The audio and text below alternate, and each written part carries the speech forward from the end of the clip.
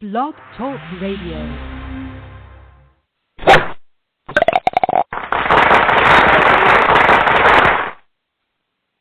Good evening, everybody, and welcome to Golf Talk Live. I'm your host, Ted Odorico. Glad to have you back here on Golf Talk Live on this February 20th of 2014. Before I bring on my guest this evening, I just want to remind everybody that this broadcast airs live every Thursday at 6 p.m. Central Standard Time on blogtalkradio.com. So if you want to tune in live, you can do so. If not, the show is auto-recorded, as I've mentioned, every week. So you can certainly, if you're not able to tune into the live broadcast, you can certainly visit the link at blogtalkradio.com/Golf Talk Live, and you can listen to the recorded version at any time in the future. So make sure, hopefully you'll join us here live this evening, but if not, you can certainly visit the link later on and catch the recorded version. I'm very honored this week. I have actually two guests. We're honoring really Black History Month here in the month of February, and I wanted to bring on two individuals who really epitomize that sensation, that feeling, and I wanted to bring them on for two reasons. My first guest that's going to be coming on here is, of course, Peggy Rhodes White, who is the daughter of the late African-American golfer Ted Rhodes, affectionately known as Teddy Rhodes. And also joining me this evening is the author Pete McDaniels. You'll remember his highly acclaimed book, Uneven Lies, The Heroic Story of African-Americans in Golf. We're going to be talking to the two of them in just a moment. But before we actually bring them on live, I just want to also remind you that if any time during the broadcast, if you want to speak to either myself or the guest, you can call in at area code 646-716-4667. Or if you're a little bit shy and you want to email some questions, you can certainly do so. My email here at the show is ted.golftalklive@gmail.com. And for those of you on social media, you can follow us along on Facebook at facebook.com/Golf Talk Live blog. Or you can follow me on Twitter at Ted and Buck CEO, that's CEO in capital. Or you can visit the Golf Talk Live website at www.golftalkliveblog.com. As I said, I've got two great guests this evening. And I'm going to tell you a little bit about Peggy first. Here's a little bit about Peggy. Peggy Rhodes, of course, was the daughter of golfing pioneer, the legendary Theodore Rhodes, considered one of the greatest golfers of his era. She's a native of Nashville, Tennessee, and she attended the Tennessee State University and, of course, later became a top-performing sales professional in the pharmaceutical industry. During this time, Peggy founded the Ted Rhodes Foundation. As its president, she manages the Ted Rhodes Golf Classic, also the Legends Pro-Am Golf Tournament, and ensures that the legacy of Ted Rhodes is not forgotten. She implemented the first female division as well as the junior division of the Classic, and she is a strong advocate for both women and youth in golf. The tournament, of course, is going to be playing this September 6th and 7th at the Ted Rhodes Golf Course in Nashville, Tennessee. And I'll read that again a little bit later on in the program. And that's, of course, is hosted by the Ted Rhodes Foundation. So make sure that you get some more information about that, and I'll give you the links and so forth. If you want to contact Peggy about the foundation or about the Golf Classic, you can reach her at area code 877-913-9009, or you can email her at tedrhodesgolf@aol.com. And, of course, if you want to find out more information on either the tournament or the foundation itself, you can visit www.tedrhodes.com. Also joining me this evening is, as I mentioned, Pete McDaniel, author of Uneven Lies, The Heroic Story of African-Americans in Golf. And here's a little bit about Mr. McDaniel. Pete is a native of Arden, North Carolina, and, of course, currently resides in Conyers, Georgia. He earned a Bachelor of Arts degree in 1974 from the University of North Carolina up in Asheville. He's a freelance golf writer. He is a contributed editor of senior writer for Golf Digest and Golf World magazines, combined 19 years. His primary responsibility with Golf Digest for 14 of those years was to collaborate on instruction and feature articles with, of course, none other than the number one golfer in the world, Tiger Woods. Pete was sports editor of the Hendersonville Times News for 13 years, where he earned several North Carolina Press Association writing awards. He's a recipient of the Harlem YMCA's Black Achiever in Industry Award and the co-author of the late Earl Woods best-selling book, Training a Tiger. In addition, he also co-authored Tiger Woods' all-time best-selling golf instruction book, How I Play Golf. And, of course, he wrote the critically acclaimed Uneven Lies, which we're going to talk a little bit about tonight.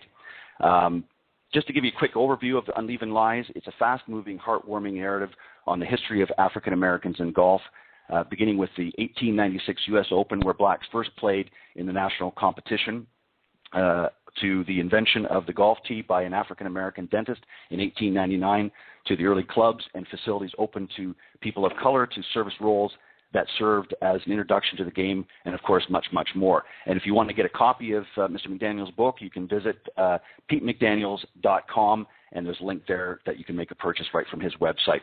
So without any further hesitation, let me bring on my guests this evening. Welcome, Peggy and Pete. Welcome to Golf Talk Live. Thank you. Glad to be. Thank you so much. You're very, very welcome. I wasn't sure if I was going to get through all of that. You both have so many accolades to your name. It was a tough read, and I certainly didn't read all of it. I know there's many, many more, but we'll give you an opportunity to talk a little bit about that as the show progresses. Peggy, as I was saying to you earlier, just off air here a few minutes ago, before we really get into some questions and just some general conversation about your foundation and, of course, the classic, golf classic that's in honor of your father, I wanted to give you an opportunity at this time just to talk a little bit about Ted Rhodes, just to let the listening audience here just know a little bit about him and his passion for golf. Okay, well, I'm going to start out by saying growing up it was very difficult for me to understand someone having a passion about golf. He never worked really a job a day in his life. All he ever wanted to do was play golf. But what I found to be very meaningful and just really exciting is that he loved sharing, teaching, and mentoring others. He talked about golf. He ate and slept golf. It just as though it felt that it was something he was destined to do. And when everyone else's parents was out working a job, he was out at the golf course. So it was really difficult for me to understand. But as I grew up and watched him and saw how other people admired him and the impact he made with the people that he worked with, I became really very excited about it because it was just something that was very near and dear to him. And even back in the day, as we would say, he had a dream and he was very passionate about what he wanted to do. He was very specific about what he wanted to do. And the one thing that a lot of people don't know about my dad, which I think is very interesting, is that he was an excellent dancer. He loved to dance. And many people, when they talk about his swing and, you know, all the wonderful things about his golfing ability, many of us feel that contributed to that swing. So it's just really exciting for me. I love to be able to share his passion. And I'd like to say, you know, that he never gave up. He was a fighter, and he was very persistent in what he wanted to do, and it didn't matter what other people said. He was very determined to do that. And what is really exciting is back then he won over 150 tournaments on what was called the United Golfers Association, which was really very exciting and what many people don't know. There's so many facts about my father that people just don't know. That's why I'm really grateful for Pete McDaniels when he wrote the book Uneven Lies and spent a lot of time talking about Ted Rhodes. So in my opinion, he is someone you should know. Yeah, it was – sorry, go ahead, Pete, please. I'd have to agree with that. I think Ted Rhodes was all of that and more. He was a natural. If you study his history and you realize that here was a man who was born to play golf and nothing else. I mean, that is about, the highest compliment you can pay to a player. This guy had great hands. He had great rhythm, and I didn't know that, Peggy. That probably came from his dancing ability, but most people will tell you, most instructors will tell you that rhythm is especially important to the golf swing. And obviously he was a master at it, and he was also the best-dressed golfer ever of all times. I mean, there have been stories about Ted Rhodes where he would, outshine every other player on the course. He would show up in one outfit, and by the time he made the turn at 9, he'd change into another one. Right. He was just that. He was that eloquent on the golf course. Had a passion for the sport, and he played it probably better than 90% of the players who were playing during his era. Right. Well, and the interesting thing is that obviously he was an eloquent dresser, but he obviously had by his stats, he obviously had the game to back it up as well. So it wasn't a matter of just looking good; he was playing good as well. So that obviously goes hand in hand, and I can understand that as I'm obviously a golf instructor, and I've played golf since I was about 7 years old. I'm going to be 50 next month. And having played at such an early age, I too had a passion for the game, and obviously not to the same perhaps same level as Peggy, as your father did, but I've always wanted to sort of in some way or shape be around the game, so I can kind of get a sense, and I know exactly what you were saying when you were sort of first starting out, and he was sort of eating and sleeping and breathing golf. It's hard for somebody that really doesn't understand the game to kind of comprehend that. And I know I've had family members who have said that to me. They said, I just don't get it. What's this about golf? But, as time went on, they certainly began to understand. But let's, Peggy, if we can, I want to take an opportunity to first talk about the Ted Rhodes Foundation. How did that sort of come about? Well, actually what happened is the foundation came about when my father passed away, made his transition. In 1969, a group of guys in Nashville started a foundation. I took the foundation over and became involved and became the founder and president of the, I call it the newly resurrected Ted Rhodes Foundation. And how it came about, because we just felt that his legacy should continue. And what better way to do it was through the golf tournament and establish the foundation. The foundation is a 501c3 nonprofit organization. Right. And we've done some wonderful things for the children in Nashville since we've gotten started. We were able to sponsor a group of young people to go to be involved with the Tiger Woods Golf Clinic in Memphis. And they were so excited because we were Tiger's special guests coming from the Ted Rhodes Foundation. And we provided scholarships and other opportunities. So the foundation is really just a vehicle, if you will, to continue to spread the word about my father and to be able to provide opportunities for young people, because he was really instrumental in mentoring people like Althea Gibson, Lee Elder, and he loved working with young people, teaching and coaching, if you will.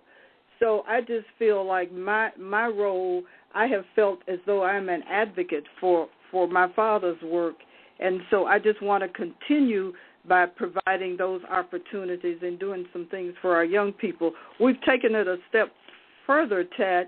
We've developed partnered, I should say, with a nonprofit where not only are we providing scholarships and golfing opportunities, we're also providing an opportunity for young people to learn personal and career development. Perfect.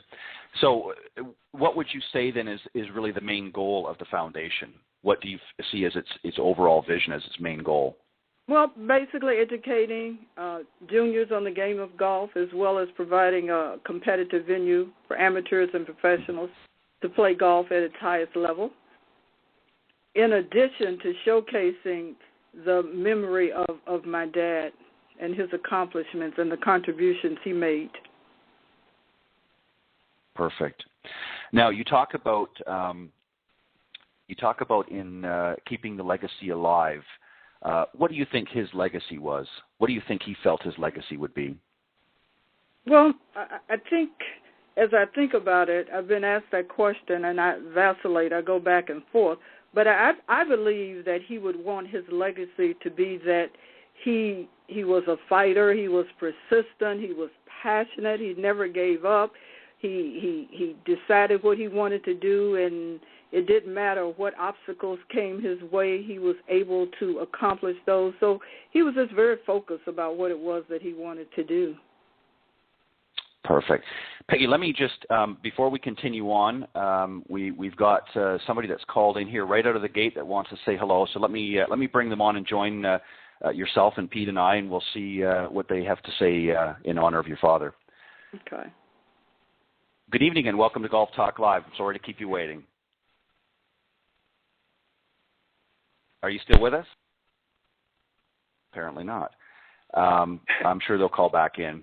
Well, I think they might have been on there a little bit longer. They called right from the get-go, and I didn't mean to keep them waiting, but I didn't want to interrupt the program. But I'm sure they'll call back. But you obviously, as I mentioned, you're hosting an annual tournament coming up in September, and we'll read that information out again as the show goes on. The Ted Rhodes Golf Classic, Keeping the Legacy Alive, and that goes each year in Nashville, Tennessee. Tell us a little bit about that, how that got started, and some of the things that you're trying to do with the tournament.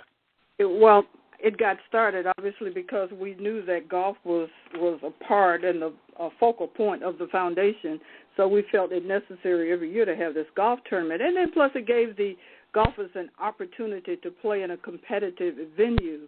So what we're trying to accomplish is a vehicle for golfers to compete on a professional level as well as for amateurs. And what's really important, last year we had an opportunity to have juniors to play in the tournament. I was really excited about it. We had a small number last year. I expect the numbers to double, even triple this year, because the young people that played enjoyed themselves and had a great time. Nashville is the most appropriate place because that's where I was born and raised, and my dad as well. And doing it at the Ted Rhodes Golf Course makes it go full circle. Makes that much more special. Peggy, again, I apologize. I don't want to interrupt too much here, but I see the callers come back on, so I want to have them have a chance to say hello. Sure.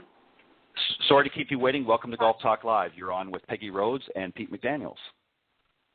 Yes, hi, good evening. I do apologize. I wasn't aware, but first of all, my name is Erica Shavers, and I know Peggy White. Hi, Peggy, how are you? Hi, Erica, how are you? Hi, I'm great. Thank you so much, and hello to your other guests. I didn't know that I would be actually prompted to come in on the call. I was just actually listening. So I think when the voice came in and said unmute, I didn't know that it was me that I needed to unmute. So I do apologize for that. This is my first time calling in on your show, and I didn't know what the procedure was. Well, but I've been just listening in on the call, learning a little bit more about the Ted Rhodes Foundation. Of course, I watched the documentary on Leaving Lives a couple of times. So I'm just happy to know that there's someone out there talking about golf and talking about it during Black History Month and talking about the legacy of your dad. And I think it's just really great and fascinating. Thank you, Erica. Well, nice speaking with you.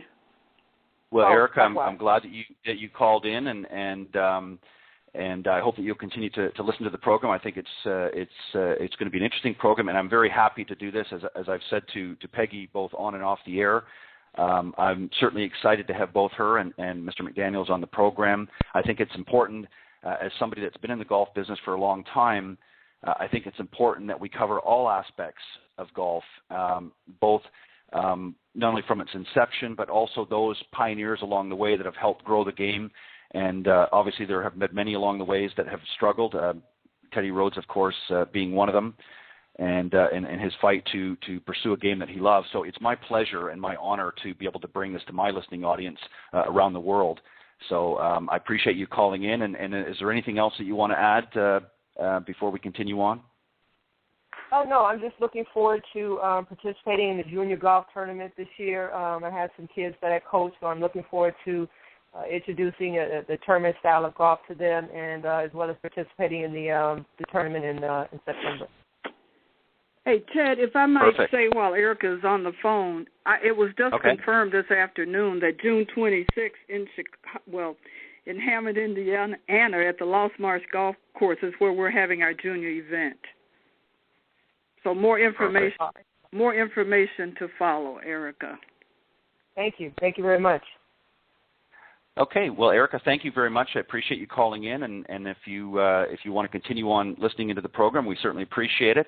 And it looks like we actually have another caller coming in. So let's take one more quick call, and then Peggy will get back and talk a little bit more about the tournament, and then we'll also bring Pete back in the conversation and talk a little bit more about his book as well. Okay. Thanks, Erica. Good evening and welcome to Golf Talk Live. You're on with Peggy Rhodes White and Pete McDaniel. Hello. Hi. Welcome to Golf Talk Live. Thank you very much. My name is Norris Roberts, and I'm calling from Chicago. I'm a big fan of Peggy White and Pete McDaniels, and just so excited about the tournament. I was a volunteer a number of years ago. My schedule has conflicted a year or two, and I want to let Peggy know that she has a great deal of support, and I will be there in September. But one of the things that is most important for people to know, that Ted Rhodes was a pioneer and a trailblazer. It was not an easy thing. He just didn't walk on the golf course, took the golf club and started swinging. And I know in Uneven Lives, I'm sure Mr. McDaniel can share some insight on the struggle of Ted Rhodes, like the other gentlemen who were involved in the game of golf. It was a tremendous and powerful challenge. He had to sue. He could not play everywhere. So it was a struggle, and he was, if you look at what Jackie Robinson did, you know the kind of struggle that he went through. And we're talking about a long, long time ago. Blacks have been involved in the game of golf, I believe, in the late 1890s or the early 1900s. So I know Mr. McDaniel can give us some insight on that. Thank you very much. And Peggy, we'll see you in September. Thank you. Thank you. Ted, I must say, Norris said what I am uncomfortable in talking about. I get very emotional when we talk about the struggles and the obstacles that my dad had to go through during those times, because it was very difficult. So I did not want to cry on your show. I wanted to continue to appear professional, which is why I did not bring that up. So I thank Norris for bringing that up.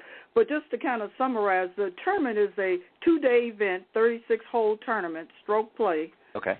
And we flight it on the second day. So it's really a very competitive event. There are prizes. We give out prizes. We have contests, putting contests, hole-in-one, of course, the skins game, and a lot of excitement for 2 days. And the guys leave there wanting to come back. They can't wait until the next year. And also it's like a reunion where they get together. Guys who haven't seen each other in 20 to 30 years gather together to embrace each other, reminisce, talk about the good old days back in the days. So we're welcoming the golfers, returning golfers, as well as new golfers we get every year. And there's a lot of trash talking on, Peggy. You didn't mention that. Trash. Thank you. I can well imagine, and as I've mentioned to Peggy probably about a month or so ago when we were talking, what I'm going to do is I'm going to reconfirm the dates with my schedule, and I'm planning on a little excursion up to Nashville in September to be present at the tournament, and maybe Peggy, we can work something out to maybe do some sort of a live broadcast during throughout the tournament and get some of the participants and particularly some of the juniors and that maybe in on some of the conversation. So I think it'd be a lot of fun. But you and I will talk about that a little bit later. Yeah, I think that'd be a great idea, Ted. So we have to make sure that we revisit that.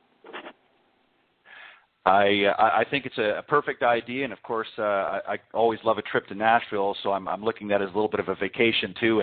And when it comes to being around the golf course, I can't think of a better way to spend my time. So it won't take much arm twisting, Peggy, to get me to come up there during the tournament. But as I said, we'll talk a little bit more about that later on. But Peggy, let me just also ask you.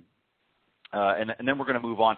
I do want to talk, a little bit about some of the struggles and that, but I wanted to really let Pete sort of handle some of that. I understand it's obviously very, very difficult and very emotional for you, but I think it is important, and that's one of the reasons I wanted the two of you on the show this evening is obviously we want to talk about ways that we're going to move this game forward, and there's some genuine concerns that I have with the golf industry and some of the things that I feel need to be changed in order to open those doors. So we're going to talk a little bit more about that, but I don't want to give away too much until we get Pete going here on the book. Okay.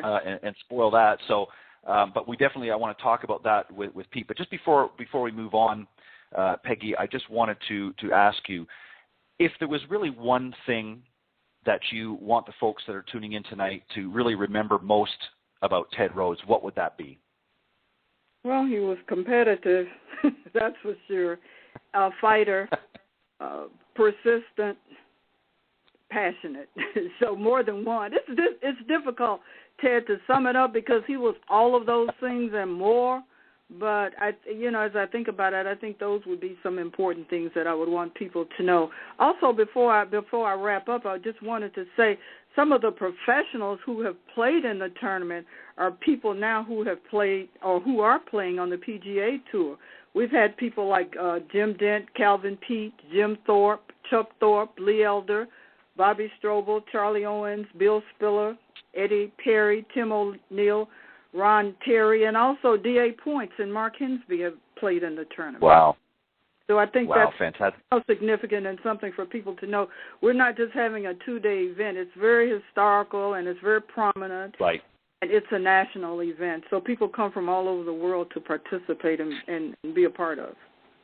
Now, are some of these gentlemen going to be able, or are they going to be playing this year? Do you know offhand? Have you got any confirmation from some of them? Because the only way they'll be playing, Ted, is that I need a professional sponsor. That's part of my sponsorship package. I need to be able to offer a pro purse, a guaranteed pro purse. So I'm looking for some financial person out there who just wants to be a part and to assist us in making this happen.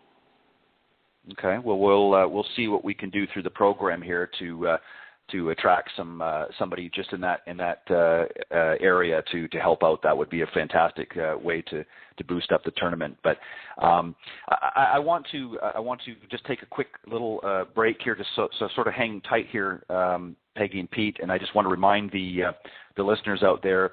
For those that are tuning into the live broadcast, of course, we're live here on blogtalkradio.com. From 6 p.m. Central Standard Time through to 8 p.m. Central Standard Time. And I'm joined by two great guests this evening in honor of Black History Month, Peggy Rhodes White, the daughter of late African-American golfer Ted Rhodes, and, of course, Pete McDaniel, the highly acclaimed author of Uneven Lies, the heroic story of African-Americans in golf. And I'm very honored to have both of them here. And we're going to get back to some more questions and hopefully some more calls throughout the evening here.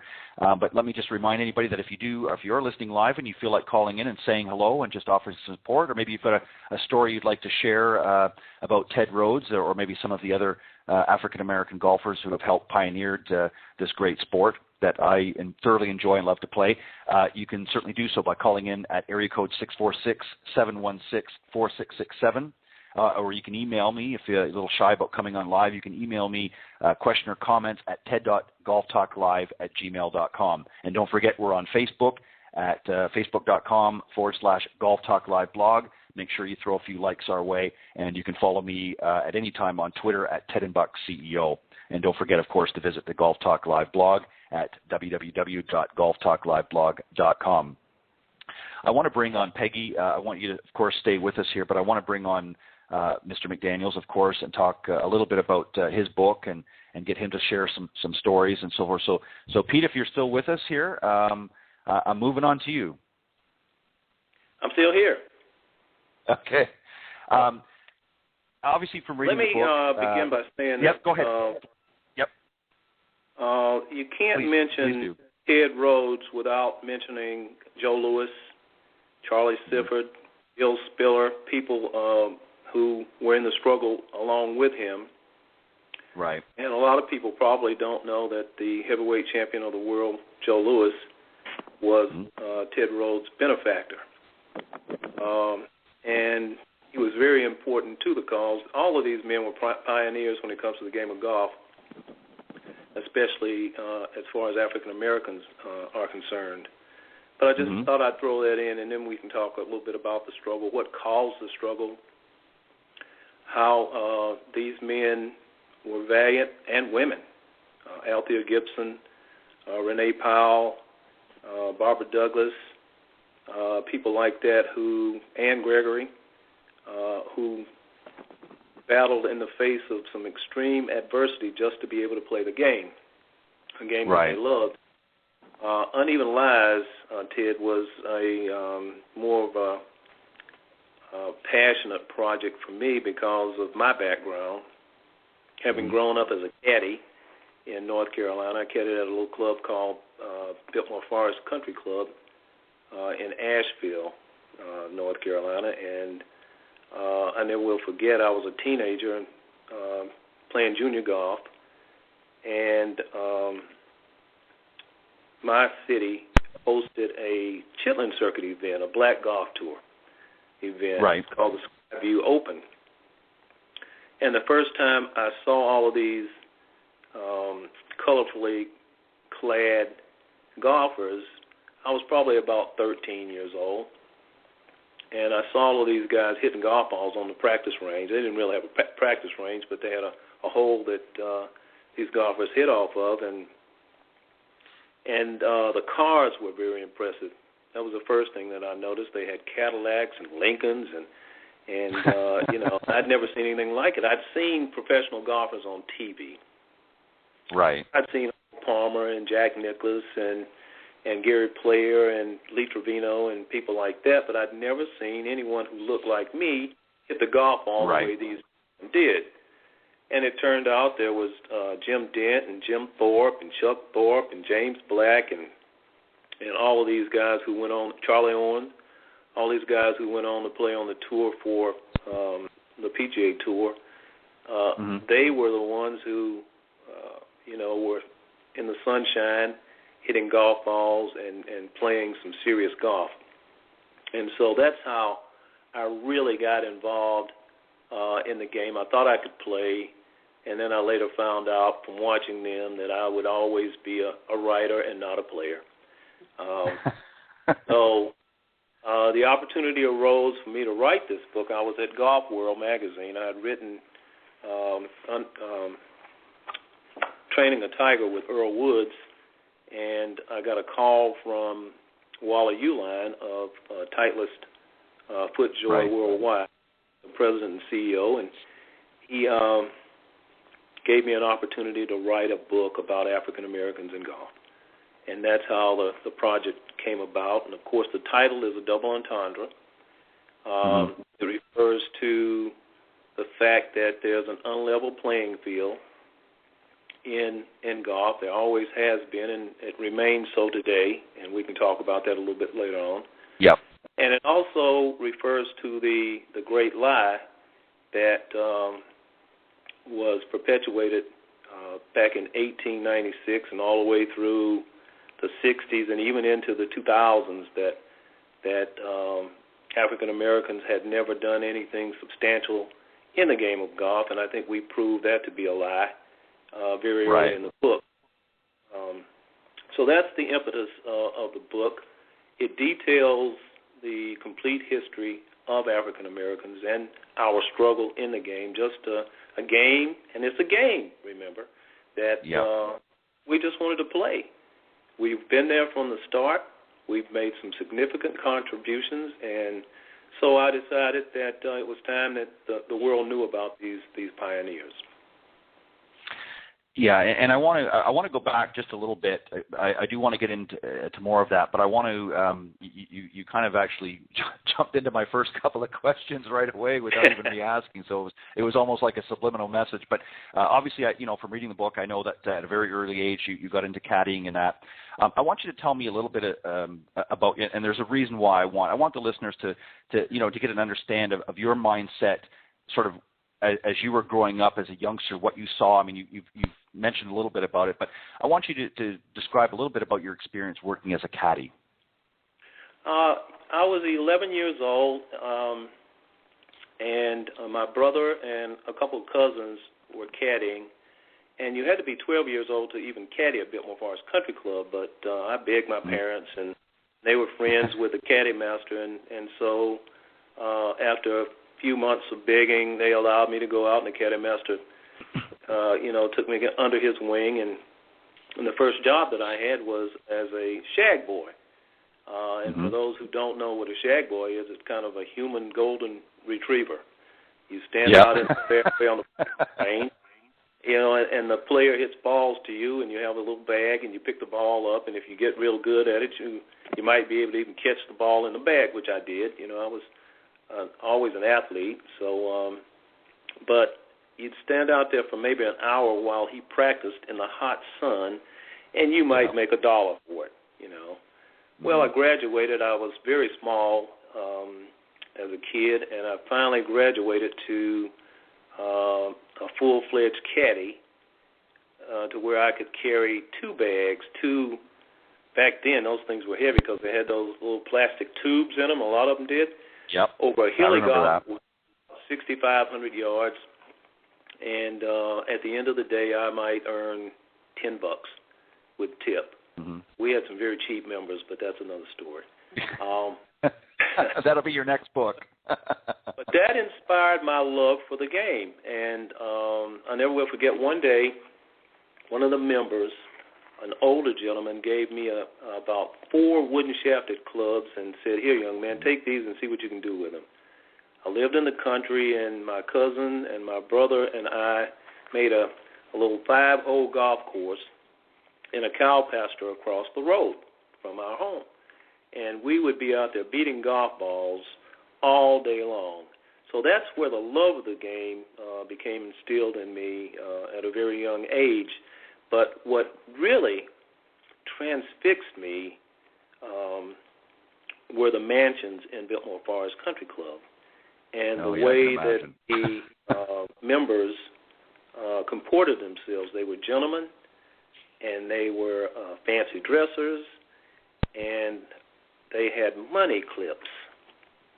And I'd never seen a money clip before. When I got paid, the gentleman that I first caddied for pulled out this money clip, and it had 50s and 100s and whatever, and he paid me, I think he gave me $2, but again, that's another story. But I'd never seen a money clip. I had seen a Detroit bankroll, many of them. And for those of your listeners who don't know what that is, that's a rubber band around a $100 bill, and inside that roll of money is a collection of 1s and 5s. Yep. It looks like it looks like he has maybe $1,000 when he really has maybe about 150. You know, that's a Detroit bankroll. But I was determined. Well, let me just quickly share, Pete. I know I've had years ago a money clip myself. Unfortunately, I just never had any money in the clip, so I know exactly what a money clip is. I just didn't have any money to go inside of it. And I was much like, as you said, that I would roll a large bill on the outside and throw a few ones and whatnot in between. But I didn't want to interrupt you there. But the reason I enjoy, and one of the things that, before we get more into the book here, just so you understand, I guess, where I'm coming from, one of the reasons that I wanted to do Golf Talk Live, this particular program, is for a number of reasons. Obviously, there's many, many networks out there, such as the Golf Channel, and I've mentioned this many, many times on the program, that focus on what I call the 1% in golf, which would be the PGA Tour and, of course, the LPGA and so forth.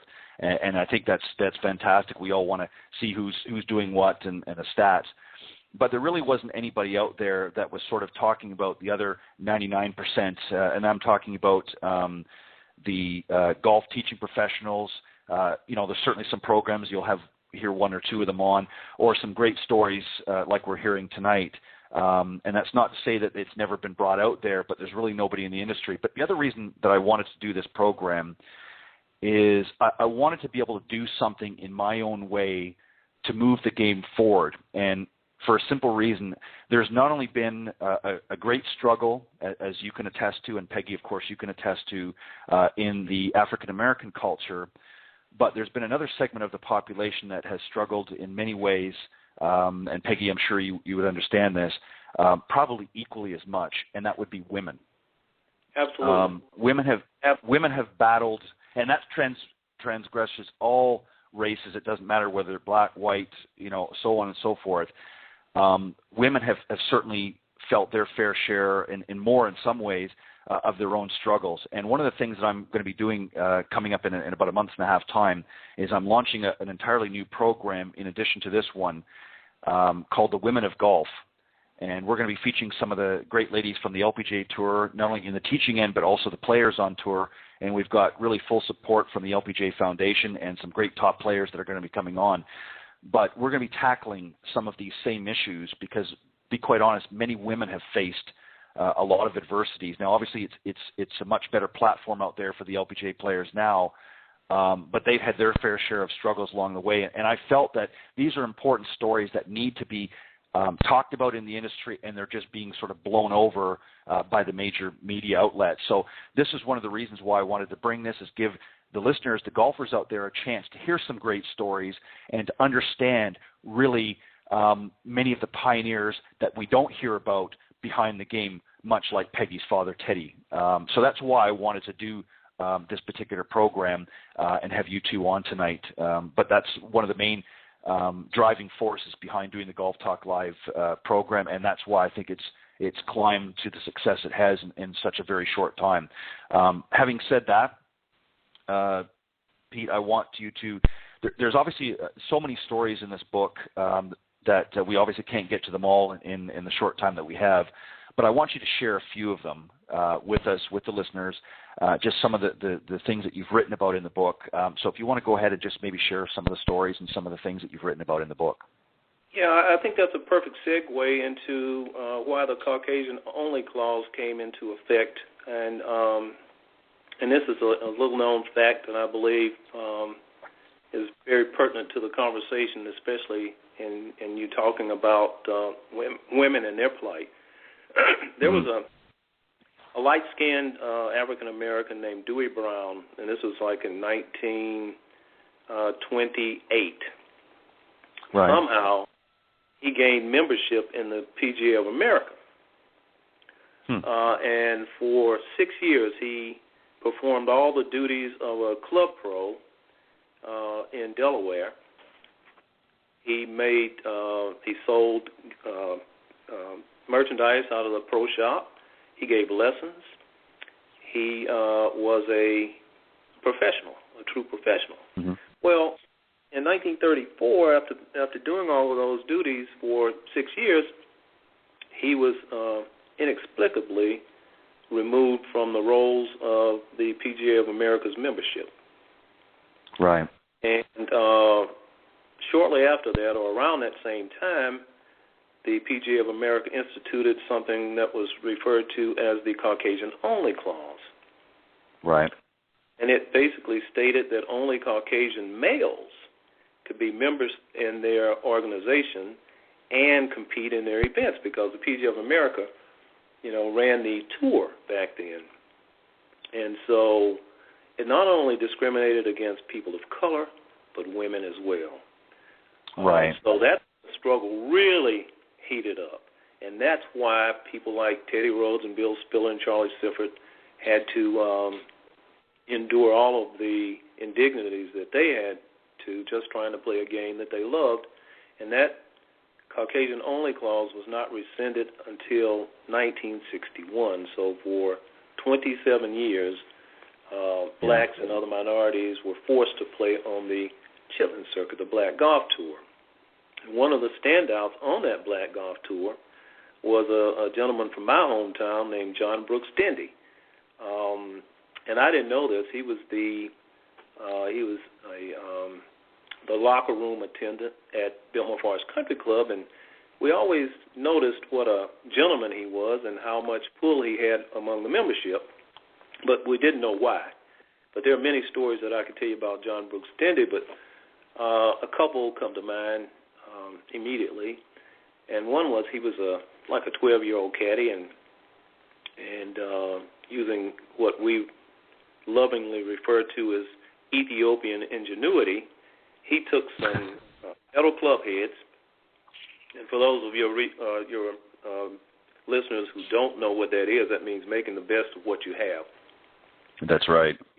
Metal club heads, and he got some broom handles, wooden broom handles, and with his case knife, he shaved those those wooden broom handles into the thickness of golf club shafts, and he attached those metal club heads, and that became his first set of golf clubs. Well, he'd go on to win 3 Negro National Open championships, and earned himself quite an honor when in, I forget exactly what year, but he was playing in an exhibition in Jacksonville, Florida. And on the first hole was like a dog-leg left, kind of downhill, and Brooks hits this, his ball flight was a low kind of hook. So he hits this thing and disappears over the hill. They get to the green, and he has aced the par 4. The ball is in the cup. Second hole, wow. Yeah, the second hole is a par 3. He birdies it. The third hole is a par 4. He birdies it. Fourth hole is a par 5. He birdies it. So he starts out 1, 2, 3, 4 en route to shooting a 59 and earning himself a place in Ripley's, believe it or not. So that was John Brooks Dendy. He had a lot of pull in my hometown. He had mass tickets, and he arranged trips to Augusta National for some of the members at Biltmore Forest Country Club and the Country Club of Asheville. A real character and kind of an unheralded hero and pioneer in golf. And then I could tell you a little bit about Pete Brown and Lee Elder and you know, some of the other pioneers. I'm currently. Go ahead. I was going to ask. I did actually want to talk a little bit about really 2 that stand out to me, and I guess, you know, I mentioned them earlier. First would be obviously Charlie Sifford, and then of course Lee Elder for different reasons. I remember watching, and my memory's terrible when it comes to dates and things like that, but I remember some years back when he was inducted finally into the Golf Hall of Fame. And I remember watching that on the Golf Channel, and I'll be honest, I was quite emotionally moved by him talking about some of the many struggles that we're talking about here, and you know, he was just such a very humble man, you know, in his speech that evening when he was you know, talking in front of the podium. But you could tell, much like, you know, Peggy articulated earlier about her father, you could tell that he just loved playing this game. And really, that was something that was important to him, was just to be able to play. You know, it didn't matter, you know, whether he raked in the number 1 spot. He just wanted the ability to be able to play and compete just like anybody else would on the professional tours. And obviously he did have some opportunities, and later went on, I believe, in the senior tour and played as well, and even went on to some better success. But, you know, it was golfers like Charlie and of course Ted Rhodes, and of course particularly Lee Elder. And I want you to talk a little bit about Lee Elder, because he has a really very unique story. It was these people that really set the stage for what we're seeing. And I don't want to give it away, because we're going to talk about Tiger in a few minutes, but that really set the stage for Tiger Woods. Their struggles and their challenges that they faced on, you know, over these decades really set the stage for the number 1 golfer in the world. And we're going to lead into that. But I want you to tell a little bit about, because obviously Lee Elder was the first African-American golfer to qualify for the Masters tournament. Can you talk a little bit about that story? Absolutely. Lee Elder, first of all, started out as a hustler. Well, he was a caddy first, but he hooked up with this famous hustler and gambler named Titanic Thompson. And Lee was kind of the straight guy, and some of the stories that he told about his days with Titanic Thompson were just mind-boggling. For example, it was said that Lee would show up, and he would be dressed like an old bum, and Titanic Thompson would be arranging a match, and he'd say, you know, I'll take that guy over there, that guy over there, the one, yeah, that one right there, and we'll play you guys. And of course, Lee was an accomplished player at the time, and right. And the marks didn't know what they were getting themselves into, but that's how he started out, and he gained a reputation as someone who could really golf his ball. He was a very accurate player, but he learned his wedge play from Peggy's father. Wow. And that was the strength of his game. When you talk about Ted Rhodes, he was not only a great player, but as Peggy alluded to, he was a great teacher. He taught Lee the finer points of the short game, and he did the same thing with Althea Gibson. And Althea Gibson is another story. We could talk about her for an hour as well by herself, one of the greatest athletes this country's ever produced, who is somewhat of a forgotten hero. But Lee Elder, and I guess people know the story about Lee Elder, he won the Monsanto Open in Pensacola, Florida in 1974, and that earned him a right to play, an invitation to play in the Masters in 1975, and he became the first African American to qualify, quote unquote, for the Masters. Although Charlie Sifford would beg to differ, because Charlie contends that he actually met the criteria to qualify several times, but every time he would, those criteria were changed. And that's why Charlie has, to this day, and he's 90 years old, I guess maybe a little bit older than 90, he has a certain amount of angst for the good folk in Augusta. But that's Lee Elder. Lee Elder was in the pantheon of African-American golf, and this is just one man's opinion. You would have Tiger Woods probably at the top, and you would have Charlie Sifford right next to him because of what Charlie did in integrating the game and being the quote-unquote Jackie Robinson of the sport.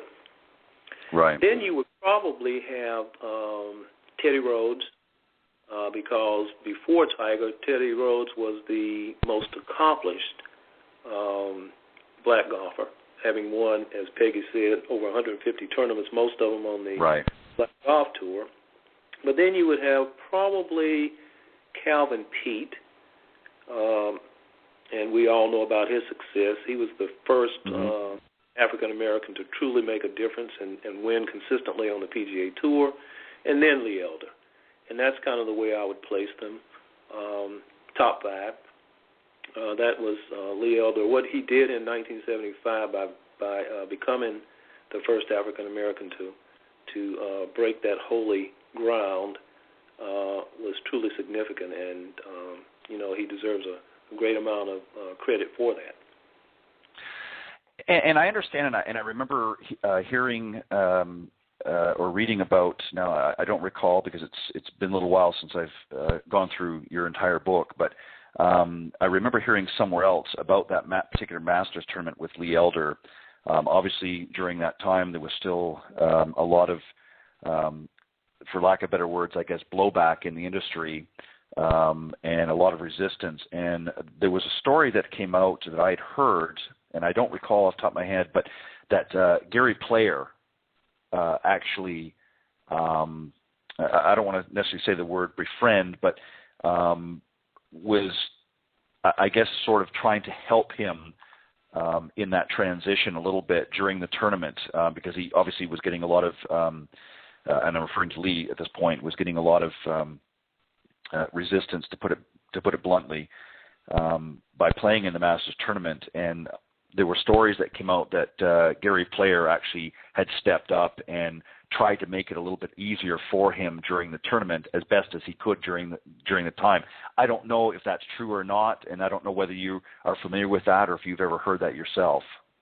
I have. As a matter of fact, I've done several pieces on Gary and what a gentleman he is, and that's very accurate. He had experienced just the reverse with apartheid in South Africa. Right. And he had been vilified here in America because people associated him with apartheid, which was totally unfair. And so he kind of took it upon himself to befriend Lee Elder and kind of, take him under his wing and let people know that he was being accepted by the pros who were on tour, and that went a long way toward easing Lee's fears, because you have to remember, just like Charlie Sifford, Teddy Rhodes, Bill Spiller, all of these pioneers had received death threats and right. All kinds of verbal abuse during competition. Lee Elder received death threats that week as well. So there was a lot of pressure on him to play and play well, and he did the best that he could. He didn't make the cut, but he comported himself very well and a very dignified, very eloquent man, and like I said, he was the right person at the right time to do that, just like Charlie was the right person at the right time to break the color barrier. Right. I want to move on, as I mentioned a minute ago, that obviously there's some references here to Tiger, and I want to talk a little bit about him because obviously he wrote the foreword in your book. But very quickly, I just want to remind the listeners tuning in that we're live on blogtalkradio.com at Golf Talk Live, live every Thursday at 6 p.m. Central Standard Time. And we appreciate you tuning in. I'm always grateful for my global audience for tuning into the program. If you want to call in and speak to my guest this evening, of course, is Peggy Rhodes White, the daughter of late African-American golfer Teddy Rhodes. And, of course, I'm just talking now with Pete McDaniel, the author of Uneven Lies, the heroic story of African Americans in golf. And we've been talking a little bit about what some of it is in his book, and we're going to talk a little bit more about some of the struggles and so forth that many of the pioneers in the game, African American pioneers, went through. And we're going to talk, of course, about the number one player here in just a minute. But I want to remind you, if you want to call into the program, we'd certainly love to hear from you. Number is area code 646-716-4667, or you can email me at ted.golftalklive@gmail.com. Pete, I want to just talk a little bit about, obviously I don't want to get into all of Tiger's career and things. I think it's well documented. But he wrote the foreword, of course, in this book. How did that come about? Well, at the time, I was working very closely with Tiger. I was his ghostwriter, I guess you would say, and collaborate on instruction articles and feature articles with Golf Digest. And so I simply asked him, and he complied. Tiger and I always had a very close relationship. I was closer with his dad, of course, but we had a few things in common, and so he agreed to do it, and he did a great job. I think the strongest thing about the foreword is that there was this misconception about Tiger that he didn't know who he was, and that was kind of permeated throughout the black community because of a statement that he made when he was a brash young teenager about being a Caucasian or something like that, and so it was difficult for blacks to embrace him when he first turned pro. Well, he wanted to make sure in the foreword that he made it very clear that he knew exactly who he was. He was not going to be pigeonholed. He was not going to let anybody else define him. He defined himself. And he told of some incidents in the foreword where he had been discriminated against. And I think that anyone who reads the foreword will understand that here's a young man who, is an individual, and you're not going to force him to be anything that he is not. And that was the purpose of the foreword. Plus, at the time, he was on the rise. He was winning everything and really was a force, as he is today, in the game, and well on his way to becoming the world's number one and perhaps, arguably, the greatest player that's ever played. Yeah, and obviously there's always going to be, I think, debate, and most notably people refer to Jack Nicklaus because of the majors and things like that. I think obviously Jack brought a lot to the game. Jack has always been one of my favorite players, but I've certainly enjoyed watching Tiger throughout his journey. And I remember some of the comments that first came out when he first turned pro back in the late 90s. And I don't quote me, but I believe his famous saying was, "Hello, world, I'm here," more or less. And right. I remember some of the comments that were coming out from some of the existing PGA Tour members at the time was, "You got to be kidding me! He's just started out in the tour, and he's got this massive press release." But people forget that he had a very accomplished junior game, and he was really a young. I almost want to say a masterpiece of a player in his junior career. He hadn't even gotten onto the big stage yet, and he had already won several amateur United States amateurs and so on and so forth, as he talks about in the forward. So he hadn't even gotten into the big leagues yet, and he was always a phenomenally accomplished player. So he certainly had some bragging rights, I think, to say that. Now, some people, at the time maybe thought it was a little bit arrogant and cocky, but you got to remember his age at the time.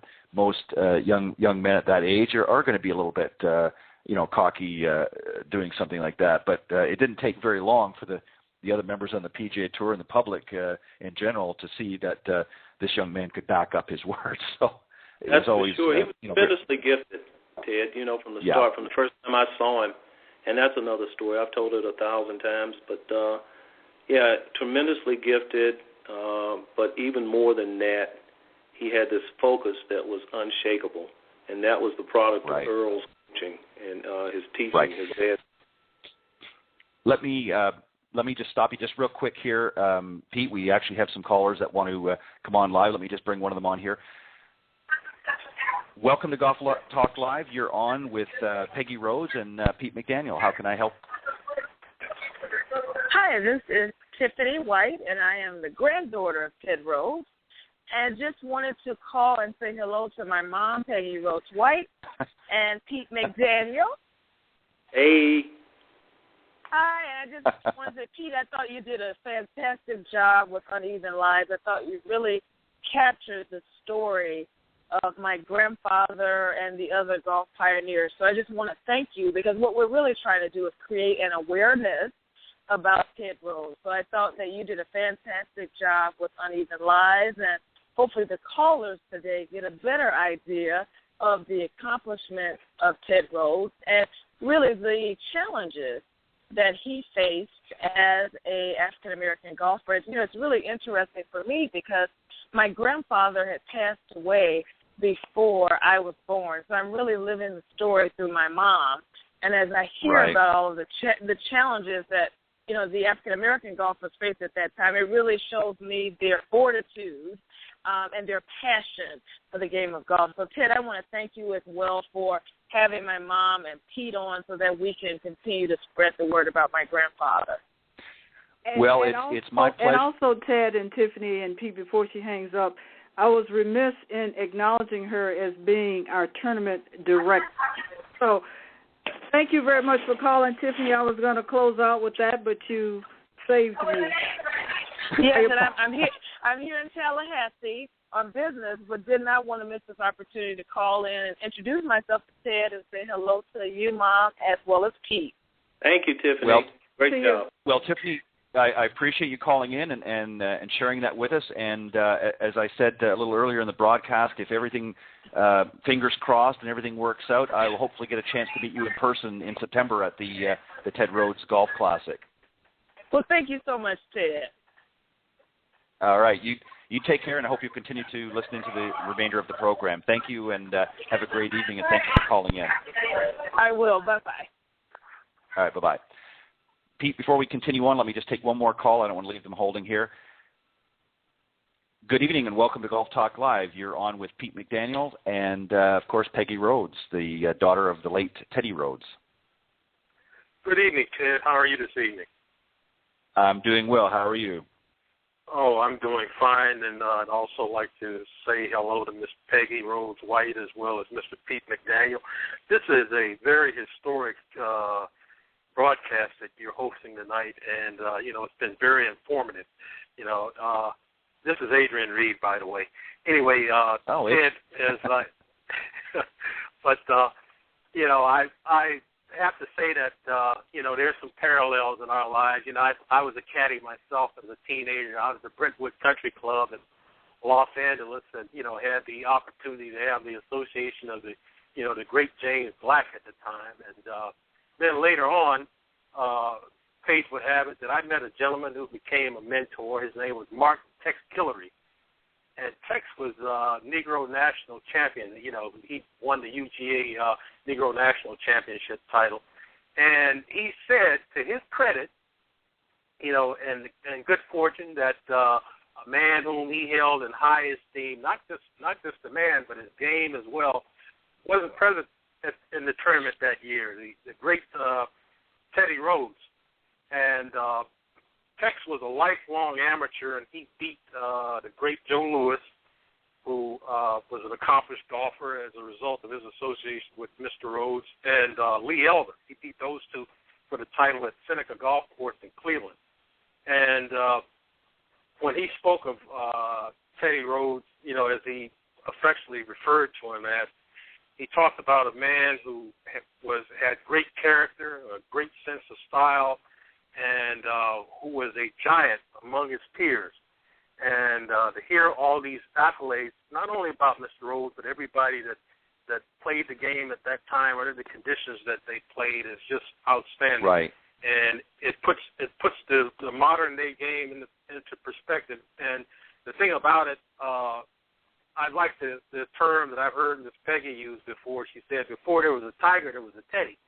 And as a result of the the sacrifice and commitment to play, regardless of the obstacles that existed, today, because of the hard work of Charlie Sifford, Ted Rhodes, Joe Louis, Stanley Moss, we have a PGA tour that is a lot more inclusive, even though there's still a lot of work to be done. But I'd like to, congratulate Pete on his fine work that he's done, in terms of documenting his history through his marvelous book, Uneven Lives. And I'd like to definitely commend Ms. Peggy on her work to continue her father's legacy through the great work that she's doing with the Ted Rhodes Foundation. Thank you, Adrian. That's very fine. Thank you so Adrian, much. You're so welcome. Yes, go ahead, Ted. Well, Adrian, what I wanted to say was, first off, thank you for calling in. I thought that was you. I recognized the voice from our previous calls. Thank you for calling in, and you're so right. And one of the things that I mentioned a little bit earlier in the broadcast, I look at what very accomplished gentlemen such as Ted Rhodes and Charlie Sifford and Lee Elder and many of the others have really helped to move that needle forward a little bit. And obviously, Tiger has done a great job in moving it even further forward. But there's still a lot of work to do. And in order to continue to move that forward, we need, I think of it in terms of an automobile, we need to have some gas. So what I want to do with this Golf Talk Live program is I want to provide the gas to be able to move that, continue to move that needle forward. And it's not just with, as I mentioned earlier, and Pete concurred with it, it's not just with obviously in the African-American golfers and that, but also with women as well. There's still much work to be done there, and that's why I'm coming out with the new program in April, the Women of Golf. There's a lot of work to do. I've sort of used the reference in terms in talking about that there's still somewhat of a glass ceiling. That glass ceiling needs to be broken in all aspects. This is a great game. There's a lot of people that have put a lot of heart and soul in the game through over the years, and I think in order to continue to move that game forward, the industry really needs to take a hard look at itself and needs to recognize the fact that we can know the only uneven lies in golf should be in the fairway, and not and not you're doing a great job. I mean, you're actually putting premium gas in a high performance vehicle that's helping to move the game forward. And in this modern day and age, even when you look at programs like the First Tee, and I can say that you can somehow point to some inspiration there because the First Tee chief executive officer is Joe Louis Barrow Jr. I'm reminded of Ted Rhodes' influence in his life from a photograph of him as a small boy teeing a ball up as under the watchful eye of his father and Mr. Rhodes. And also, when you look at women in golf, for example, we just had the opportunity to attend the Legends Golf Classic down in Florida, and a young lady was down there playing, Ginger Howard, youngest African American to turn professional, and she is trying to the highest level of competition. And sometimes the resources are not there, as in the case of a whole lot of other people that are getting out on the tour. And so, the work of organizations like the Ted Rhodes Foundation, just not only making sure that the legacies are preserved, but also are seeking to increase opportunities, for those players that want to play at the highest levels of competition. Well said there. Exactly, Adrian. You've hit it right on the head, and that's really something that when I first sort of started on this venture with the program, I wasn't really sure where it was going to take me. I mean, I had as anybody does when they're starting out a particular project, you kind of have a vision in mind of what you want to do, and it seems to be evolving as time goes on. And I look at it this way as somebody who, from a teaching standpoint, and also from obviously I haven't played at the competitive level that some of the gentlemen that we're talking about this evening, but I obviously have a love and passion for the game, and I want to see it continue on for the next generations. And what I see happening is despite some of the advances that have happened in the game, obviously we have lots of advances in technology and in equipment, but they're still lacking in the people end of it. And part of that is, as an example, we're seeing a lot of people dropping out of golf for a number of reasons. One, it's very, very expensive. True. A lot of people can't afford it. And also, there's a lot of unrealistic expectations that have been put on with the equipment. And I've mentioned this several times, and I'm going to throw it out there again. It's great. I love the technology. I think it's great to see all these new drivers and things out there. But if the individuals that are taking up the game aren't able to utilize it to its capacity, you're not going to get that 10, 20, 30 extra yards that you're being promised. And it's really a shame that the industry is focusing more on that than focusing on more junior programs and more accessibility. And that's where the focus needs to be on. And that's one of the reasons why I want to bring, topics like we're talking about tonight, because the people need to understand, the history of golf is not just, old Tom Morris and it began at said, there are people such as Ted Rhodes and the others that we discussed tonight that have helped pioneer and make golf what it is today and have helped bring forth other great players. And if it wasn't for some of those struggles and sacrifices, golf would be an entirely different game today. And because of those struggles, golf has become a global entity, if you will, that it's not just, African-American players, but there's also Asian and so forth that have been dragged into the game because of players like Teddy Rhodes and Charlie Sifford and so forth, and of course with Tiger Woods. And it's because of those moving of the needle, if you will, it's become a global game much more than just here in the United States, and that has to keep happening. And the only way for that to keep happening is discussions like this have to be put on the table, and it can't be swept aside by the major media because they don't want to talk about it because it's uncomfortable. Well, I say this, so what? It's uncomfortable. It's important. It needs to be talked about.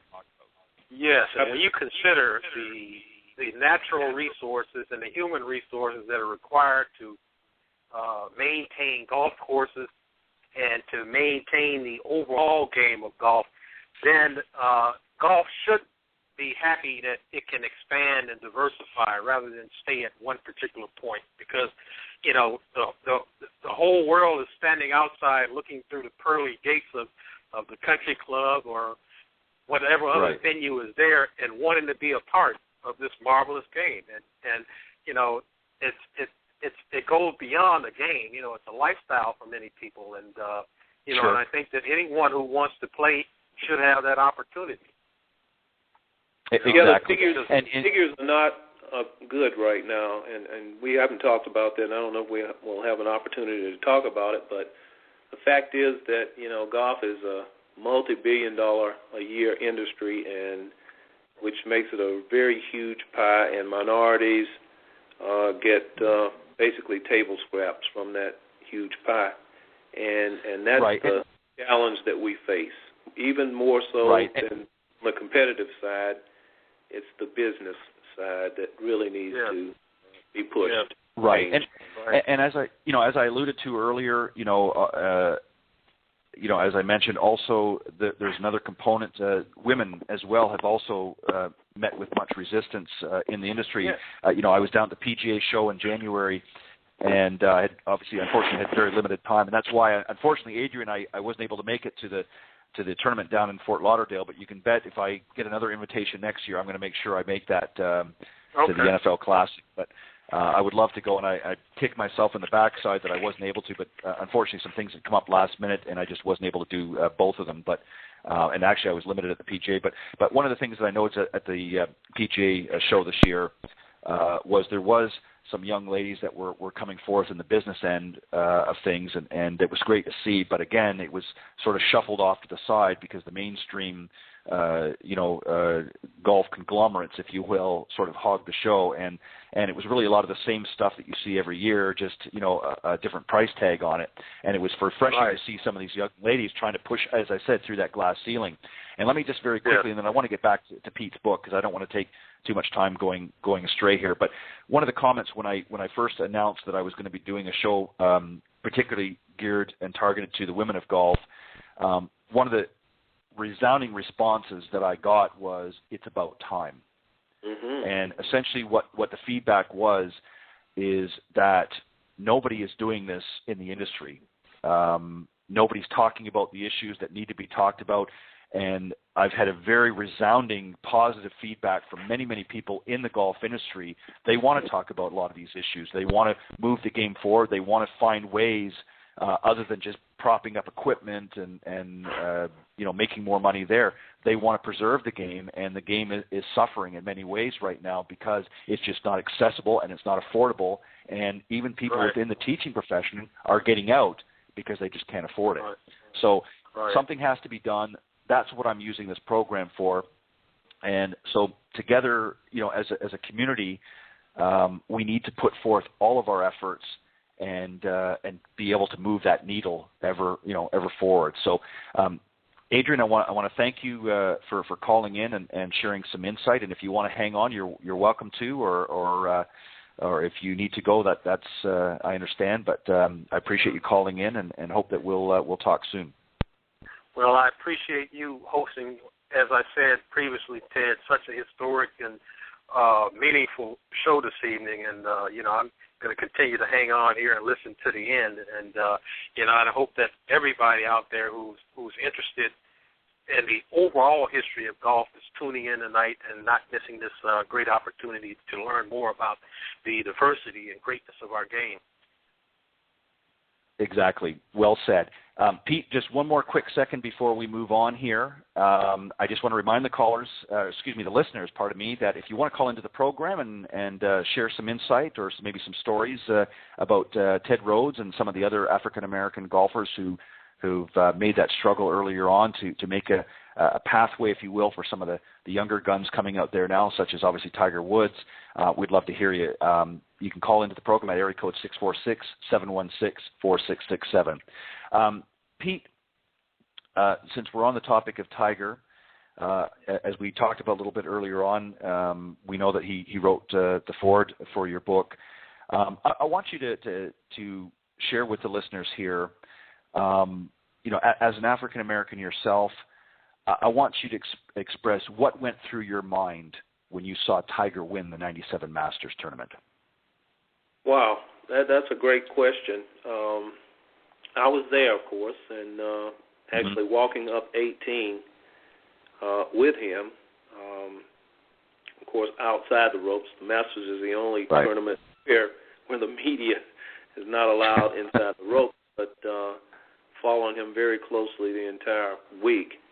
And, you know, the thing that struck me, and I kind of remember it as if it were yesterday, is the love that was shown this relative newcomer to the game by the entire gallery. I'm not saying that there weren't some who displayed some adverse reaction to him, because there were some, you know, a few catcalls and, you know, ugly words. But for the most part, the gallery embraced this young man of color. And the most striking thing was that as he approached the 18th green, you could see all of the service people, who were mostly African American, come out and stand on the veranda, and you know, the looks on their faces and the applause that they gave this young man was heartwarming. And I remember there was a celebration afterward, and I was privy to that, and got to see Tiger in his glory and celebrating and having a good time with the family, and I described this, I think, in a piece that I wrote for Golf World. Was you know, we were all celebrating, and the celebration was kind of winding down, and his mother called us to the door of Tiger's room, and there he was lying there, holding the green jacket asleep, and it was the most precious I've ever seen, and you know, and it really showed how much it meant to him and how much he had put into it. But you know, the struggle of so many people who made it possible for him to be there, I think it was like a huge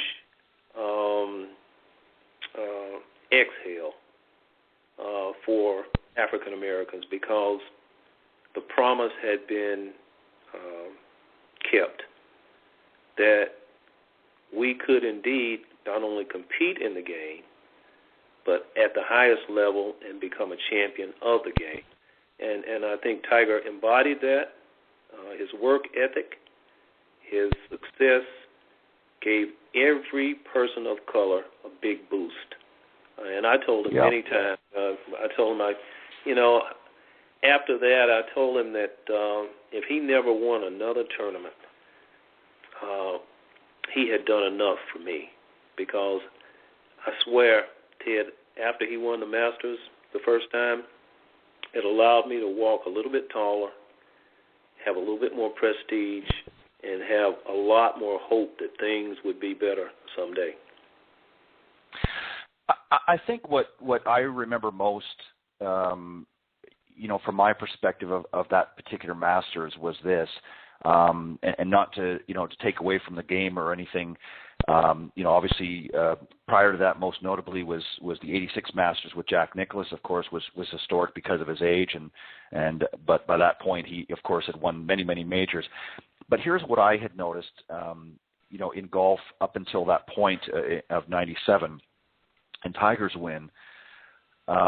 Golf really needed a champion to come forth. There was really nobody. Nicklaus was pretty much phased out of the regular tour events. I mean, even though he might have, you know, still played here and there, he was past his point of really being in contention, and you know, eventually, you know, sort of bowed out gracefully and made some, you know, senior tour, or now I guess referred to as champion tour events, but never really grappled onto that. Once he knew his time was sort of, you know, ready to move on from the regular tour, you know, he was able to go off into the sunset. But here's what I noticed is the golf industry, and particularly the PGA Tour at that time, really needed a boost.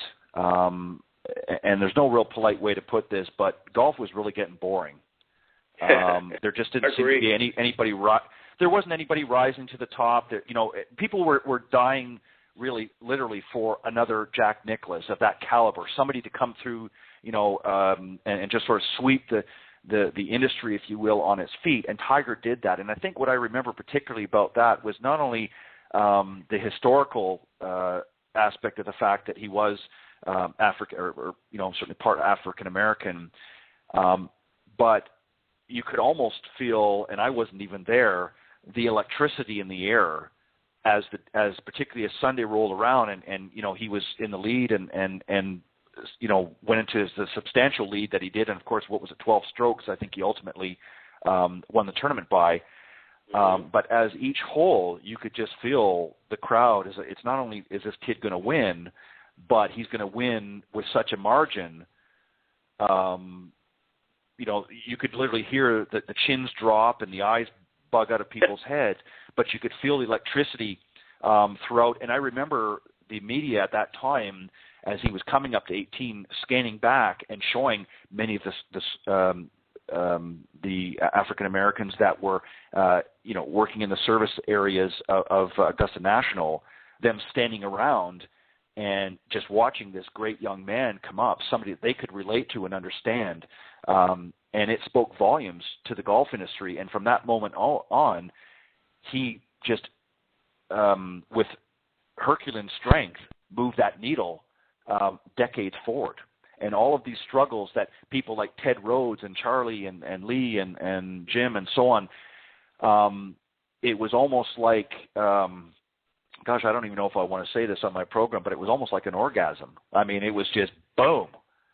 It just resonated throughout the golf industry, and it's never been the same since. And, of course, we all know what his record was beyond that, but that was really a defining moment in golf because it changed the history of golf really forever. Absolutely, and to that point, he brought so many people into the game who were not previously golf fans. You had little old ladies all of a sudden tuning in to PGA Tour telecasts and youngsters, right. And people who had no idea what a driver was, let alone any more about the game, except that this young man had taken it by the scruff of its neck and was dragging it into the 21st century. I mean, it was an amazing feat that he accomplished, and the impact has lasted till to this day. So yeah, it certainly has been interesting to watch, and obviously, and I don't want to get into specifics, but obviously there has been moments, of course, later on in his career that I'm sure he would regret. But overall, his career has been and continues to be one of really amazement. And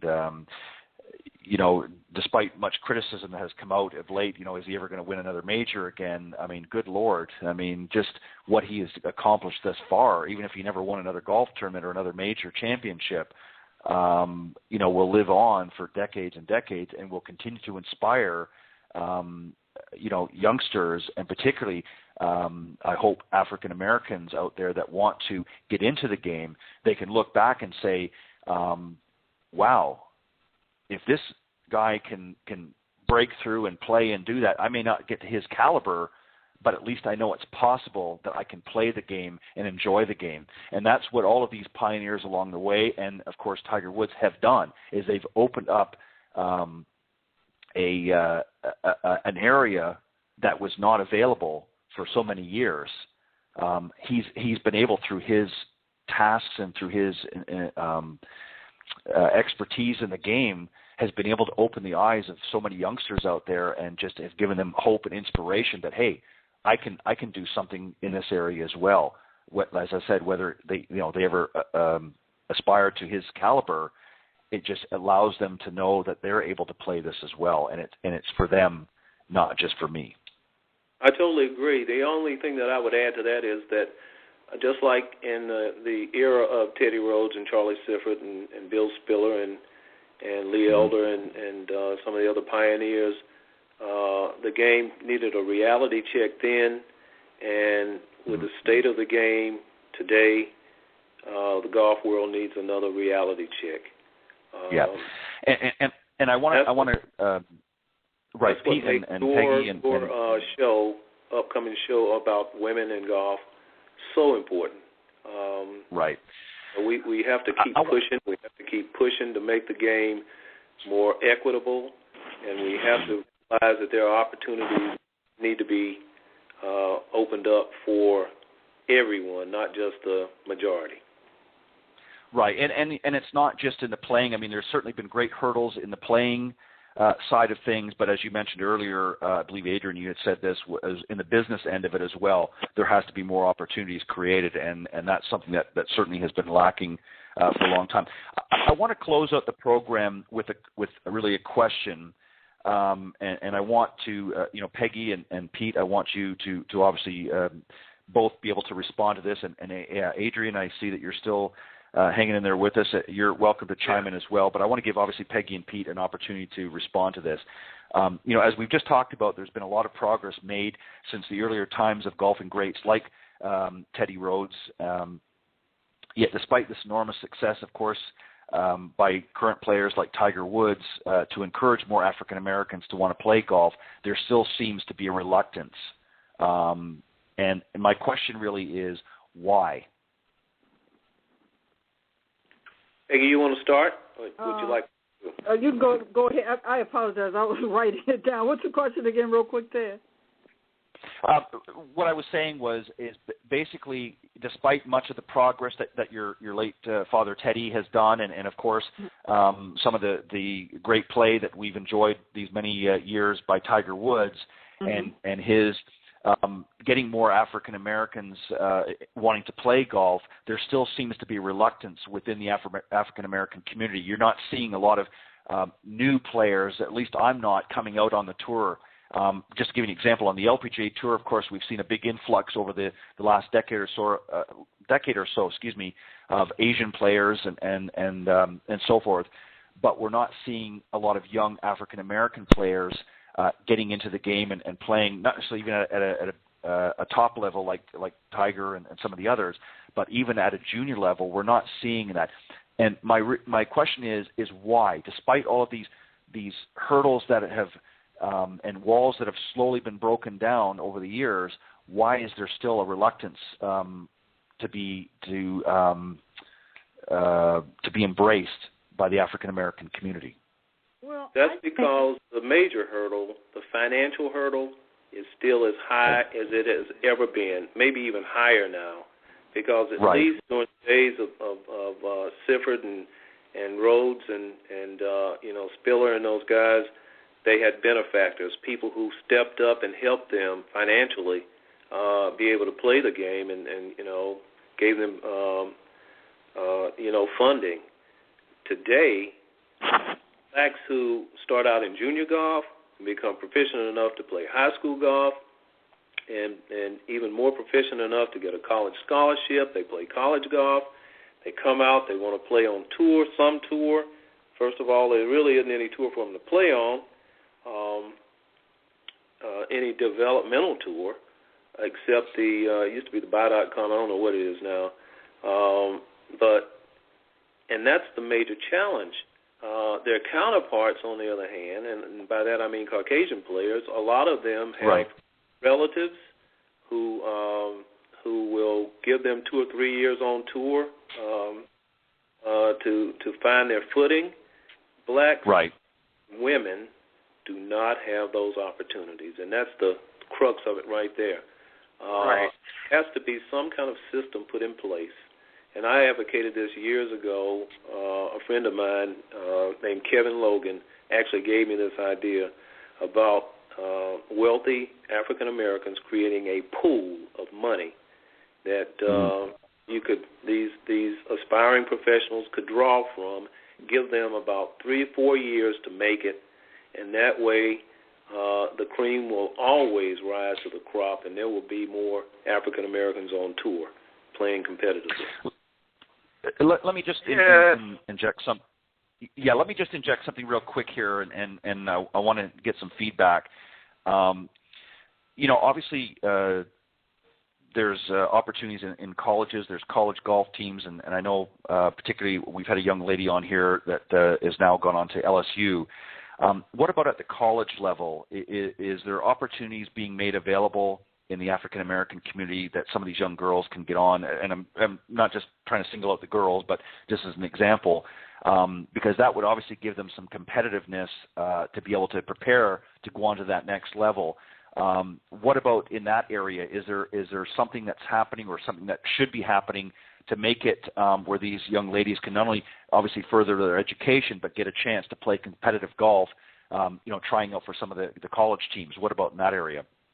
I was going to say, Ted, there's a young woman in Atlanta, young lady I should say, that's doing, Women in Golf Foundation is what it is. And she works with the HBCU golf teams, and it's for women, women only. She has a program that supports it, but as Pete was saying, the playing opportunities are limited. Many of the guys would come and even play in the Ted Rhodes because they would play with other players on a competitive level. Before we close out, I just wanted to kind of make a point to say that a portion of our proceeds will benefit the HBCU golf teams, golf programs. They don't have a lot of resources now either, Pete, and I'm sure you would agree. Many of those programs are folding up because there's no money, there's no support, financial support behind them. So we want to offer them somewhat of an opportunity. I'm just one organization, but these schools need money. And that's what I was going to add that as well. The HBCUs, the historically black colleges and universities, most of them have a women's golf team. But, as Peggy alluded to, finances are getting very tight. The economy has forced a lot of these schools to fold their tents as far as their golf programs are concerned. Sure, it's not a priority with a lot of the schools, right? Not a priority, and a lot of times, most of those schools have those teams because of Title IX. Quite frankly, they need one, and it's not the most expensive program to run. So, therefore, they don't really hire legitimate coaches, and I don't have anything against. I don't want to get any calls or any death threats from any of the college coaches because I know most of them. But the truth is, the major schools have real qualified coaches, and a lot of times the historically black colleges and universities hire guys who are not instructors, and that's what those girls need, the young ladies need, are real instructors to be able to take their game up a notch so that when they do graduate, they're able to at least, qualify for some kind of a tour, developmental tour like the one that it escapes my name in my mind right now, but it's the one for the LPGA, and that's where it begins. It begins in the junior rank. You have a lot of junior players, but once they get out of high school, they are kind of channeled toward the HBCUs. They don't get the best coaching there or instruction there, and they don't play on the best golf courses, and therefore they kind of stagnate, and that's what happens as far as women's golf is concerned. Right. And I know that I was going to say one other thing too to consider. If you look at, for example, Pete, the way you were introduced to the game, through the caddy program, the caddy programs have pretty much been, eliminated across the country, and that was the means that a lot of African American players, back in the day per se, were introduced to the game, and that's how their interest grew. And that opportunity, just isn't there anymore. When you look at underprivileged golfers, and I'm not just talking about African Americans, I'm talking about golfers like Ben Hogan, golfers like Byron Nelson. Had it not been for those caddy programs, they would have never, been introduced to the game and would have never, been able to aspire to the level that they were able to achieve in the game. Things have changed, and at some of the traditional bases have been eroded, and I don't know whether it's been a positive effect or a negative effect, but that's something to be, looked at and considered as well. I think that just to add on that, and it brings up a point that I want to mention here very quickly. I really think it's a shame that the caddy programs around the country and elsewhere have kind of fallen by the wayside, because I think there's a double-edged sword here. Number one, it obviously has, over the years, has helped to bring those that may not otherwise have an opportunity to get introduced to the game, but it also creates other opportunities, and I think it gives something for the youngsters. And now I'm sounding like an old man here, but some of the youngsters, to be introduced to the game and have opportunities that they may not otherwise happen.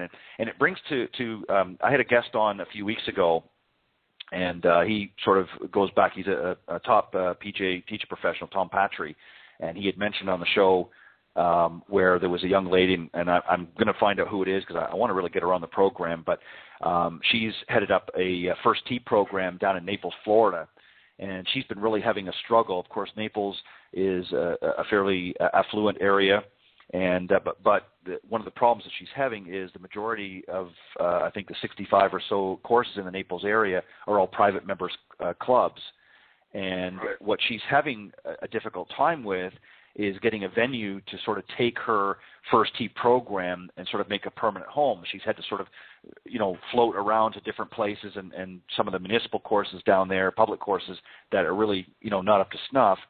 And the problem is, what I find very disheartening is she has a following, if you will, of in her first tee group of 1,300 youngsters that want to get into the game. Wow. So I find it very ironic that here's this woman bringing, 1,400 youngsters to come into the game, and she can't find anywhere to play on a consistent basis. That's a problem. Yes, and it is. And that's in an area like Naples, Florida. But exactly, but that's in an area like Naples, Florida, where there's certainly plenty of money to go around. One of the things that I think needs to happen, and this is just purely my opinion, but I think that and I know that they are doing some stuff, but it's moving at a snail's pace. I think with all of the money that's being made through the equipment manufacturers and some of these other top organizations, I think a lot of that money needs to start coming back into the industry and growing the game. And it's not just about R&D and coming out with the latest gadget and equipment. It needs to be help funding some of these programs, both in the minority area of golf, but also in the women's golf, and it's just not happening fast enough. It's taking decades and decades to get where we are. And in 2014, despite a global recession, there is no excuse with the kind of money that's still being pumped into the game of golf that we're still facing the same issues that we were 40 years ago. Right. Certain companies used to do that. They had that mindset, Ted. But what happened was they started taking money from these developmental programs and pumping it into player sponsorships.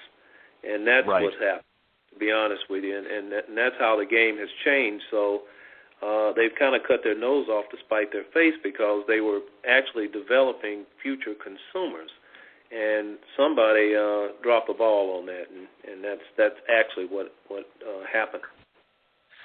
Well, and it also goes to show you, too, I mean, we've seen, it's all about branding now. It's no longer, in the days of Nicholas and some of the other top players, it was about playing great golf first, and, that sort of, accolade, if you will, came later on. It now seems about, let's make a name for myself first, and then we'll worry about whether I play good golf or not. In the meantime, millions of dollars are being poured into, and don't get me wrong, I mean, I think that, a lot of these players, just like, some of the capitals of industry, I'm not begrudging anybody making a good living, but I think if you're doing things to the point where the game is not moving forward and is not progressing in a positive way, you're doing, as you said, a disservice.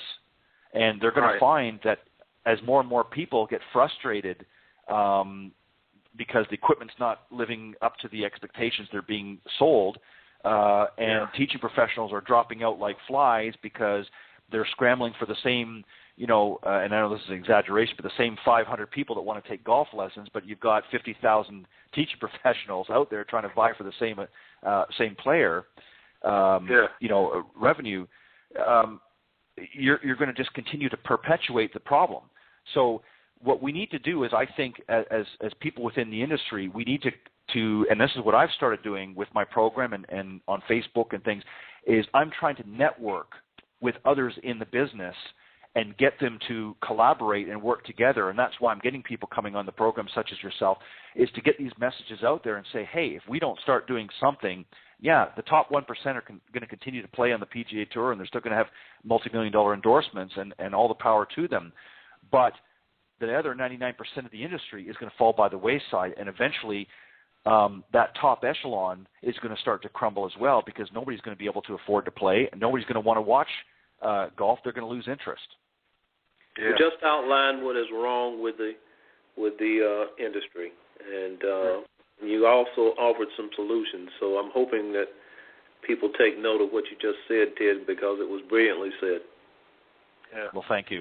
I just believe it can't always be about the money. I mean, I want to earn a living. I like a little butter on my bread and a little jam on my toast. But there comes a point in time that if you put the money first, above all, eventually that well runs dry. And this is what's happening in many, not just in golf, but many industries. And I want to preserve this game. I think it's a great game. I think there's a lot of, there's a lot of potential still yet to be tapped into, especially in the women's market and, of course, in the minority market. But I just think for some reason, certain people in this industry have got their heads up in the clouds and they're not thinking straight. And I think that if they don't do something soon, there's going to be a lot of very unhappy people. And I hear it all the time. People say, I just can't afford to play anymore. I call parties and women in the game of golf the invisible people. Yeah. And I call them that for a reason, or call us that for a reason. We are ignored. Well, and I say particularly with the women, and again, not to single them out, but what people don't understand is they represent better than 50% of the population, particularly here in the Western hemisphere. And what they don't understand is, and I know that some might look at this as a bit of an odd statement, but the truth of the matter is, in most households, probably 90+% of all of the household purchases are made by women. So it baffles the mind that why the golf industry would focus entirely on the male population, or the majority of it, when you're lucky if most guys buy 1 or 2 golf shirts a year. It doesn't make any sense. So they're shooting themselves. Men are corporate leaders. Sure. They're the corporate executives. More men than women. That as well. And, I said to somebody recently when we were talking about some of the discussions about this new program, is that if every pro shop in America particularly was to hire a female buyer, they would probably turn their profits around, because if you walk into most of the pro shops, it's no wonder stuff isn't flying off the shelf. It's not exciting. It's not, and most of them are not doing well. It's just there as a courtesy, as a service to their members. But think of the potential. If they, you know what I mean? Because they're canceling out an entire half of the population because they're not catering to them at all. And the proof of that was down at the PGA show. Well, the thing is overpriced too. Consider too, I use a set of clubs that was designed back in the 80s. If it ain't broke, don't fix it. And then the thought of a $1,000 driver to give you the best performance based on your swing, sometimes that can be a big dose reality. Could be a breaking factor in terms of whether or not you're going to continue playing the game. And so there's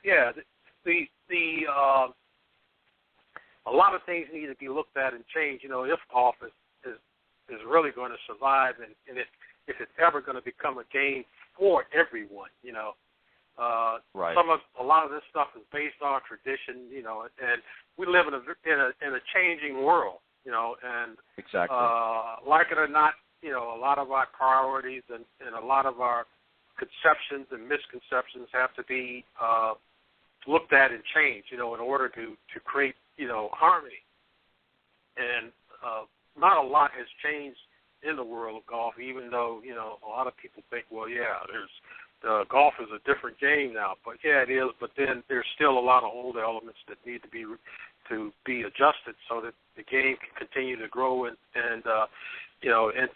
in this new millennium and beyond. So I just feel that. Right, and the way that the way that I look at it as well is if you look at, and you talk to most of the especially, it's kind of like the old adage, when you go to the bank and the executives are saying, well, we need to do this, but they're not consulting the frontline people in the branches what really needs to be happening. And that's what's happening here is some of, quit consulting the players about what needs to be done and start consulting the people that are working in the golf industry. Because these are the people that are frustrated and that are dropping out, as I said earlier, like flies.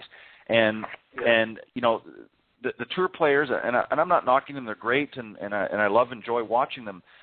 But at the same time, they represent such a small percentage of the overall industry. But again, because of the dollars that are being brought in by corporate sponsors and advertisers and things like that, that's where the majority of the money is going, is into that area. And everybody else in the business is sort of scrambling to make their own niche, if you will. And what's happening is it's creating a frustration and an anxiety within the industry and there's a lot of great people in the profession that are teaching well and have got great academies and great clinics, don't get me wrong. But there's also a lot in there that realize that the game, when you're getting top teaching professionals in the business that are saying there's a problem in the game, and they're making, certainly a great living, there's got to be something wrong with that. There are a lot of wannabe teachers or past teachers who are working at McDonald's right now, and that's the reality. Not that there's anything working at McDonald's. No, but the point is they've left the industry at a frustration, and they tried. I remember in the early '80s, by building more courses and making it a little more accessible. But then as soon as they did that, for some reason they decided to reshut the doors and jack all the pricing back up, and now it's gotten to the point now where a lot of these private members clubs are hurting because the memberships are either dying off or they don't want to spend $50,000 or $100,000 initiation plus $5,000 to $10,000 a year membership dues and a $500 a month bar tab. The executive, they need to move with the market. The young executives that are coming up now, they don't want to belong to one club. They can go to a resort course virtually anywhere around the country, around the world, and get the same caliber of golf that they could at the local country club. So why would they want to invest all of their money there when they can be a world traveler and play some of the best public courses and resort courses around the world that are on caliber with their local private club? And that's what's happening, and the industry's not moving with them. The old guard is resistant to change, as you might imagine, and not only in the golf industry, but in every facet of society. And so there's no wonder that that's true in the industry itself. But change has a way of forcing itself upon you, and we can only try to implement it where we can and preach it, and hopefully it will force itself upon the game of golf. Right. Yeah. Let me just say first off, I want to thank Peggy and Pete for both of you for coming on the program tonight. We've got to wrap up. We've just got a few minutes left here, but I want to give an opportunity before I go just to remind everybody that for those of you that are tuning in here these last few moments, don't forget the program is auto-recorded, so you have an opportunity, if you've missed the live broadcast, to tune in later, and you just visit the link www.blogtalkradio.com/Golf Talk Live, and you can listen to the show in its entirety. And I strongly urge those of you that aren't able to tune in live to do so and to pass it on, because I think it's a great program. I think there's a lot of insight that was given here in the last almost 2 hours. We're moving on here, but I want to give an opportunity to remind everybody about the tournament that the Ted Rhodes Foundation will be hosting this September 6th and 7th at the Ted Rhodes Golf Classic at the Ted Rhodes Golf Course in Nashville, Tennessee. That's going to be the 6th and 7th of September. And Peggy, I'm going to make sure that I make it up that way. And if you want to get more information, you can contact Peggy at area code 877-913-9009, or you can email for more information at tedrhodesgolf@aol.com, or you can simply visit the website at www.tedrhodes.com, and you get more information there. And for those of you that haven't read it yet and want to get a copy of Pete McDaniel's book, Uneven Lies, The Heroic Story of African Americans in Golf, you can do so by visiting his website at PeteMcDaniel.com, and there's a link there if you want to purchase a copy of that book. Again, I want to thank both of you for coming on this evening. I think it was certainly very insightful for the listeners. I know that they'll enjoy it for those that are going to be tuning in a little bit later. And I just want to, again, extend my thank yous. And, of course, Adrian, thank you for hanging on here as well. Ted, before you close out, I need to make a correction. Sure. Tiffany just sent me a note. The junior event is June 28th. I gave the wrong date. June 28th at Lost Marsh Golf Course in Hammond, Indiana. That's our junior golf event for this year. Okay. Peggy, if you'll do me a favor, obviously not this evening, but if you'll do me a favor in the next day or so, if you send me an email with all the particulars for that tournament, I will make sure that I plug it in the upcoming shows as well. I'll make sure that we get a full plug on my programs in future, starting with next week. So if you can get to that to me in the next couple of days, I'll make sure that we have that correction, okay? I will. Thank you so much, though, Ted. Not a problem. Thank you, Peggy Rhodes, for coming on the program this evening and sharing the legacy of your late father, Teddy Rhodes. And Mr. McDaniel, thank you for coming on and talking a little bit about your book. I appreciate it. It was definitely a great read. And I think that together we'll continue to move this great game forward. And there's still lots of work to move it forward, but I think we're all on the same page. And I think that within the industry, change happens from within, and once that change happens from within, it makes it that much easier to move this game forward. And I thank you guys for coming on tonight. Thank you so much for having me, Ted, and I look forward to the future. And you're both welcome. And Adrian, I know we're going to be talking soon as well. I'm glad that you stopped by Golf Talk Live and shared some insight as well. But you Pete and Peggy, you're welcome to come back anytime. Pete, if you're working on another book in the golf industry, or maybe some great articles, and you want to come back on any time and share them here on Golf Talk Live, you have an open invitation. Thank you so much, Ted. I've enjoyed it. Pete, nice sharing the stage with you this evening. Anytime, darling. You know how I feel about you. I feel the same way. Adrian, it's always good. Always a pleasure, Ms. Peggy. I feel so honored to be with three gentlemen who have so much to offer, and so I'm glad to have been a part of this discussion. Right. Well, I'm glad that you were able. Yeah, I'm glad that you were able to come on Golf Talk Live tonight, and I think that, as I said, I think the audiences and my listeners are going to get an opportunity to really get an insight in an area of golf that really has not been talked about for a long, long time, and an occasion when it has been very, very scarce. So I'm glad to bring that to my listeners. I think it's important, and I want to continue to keep bringing this message here, in the weeks and months and that to come, and even the years to come. So we'll continue to move that. I'll keep putting the gas in the tank, and we'll keep moving that needle forward. But thank you guys for coming on Golf Talk Live. I appreciate it. Sure. Thank you. All right. All right. Thank you, and have a great evening, everybody. You too. Bye-bye. You do the same. Bye-bye. Okay. All right, bye-bye. Okay, for those of you that are just tuning in the last final moments, I'm just getting ready to wrap up on the show, and I appreciate all of my guests this evening.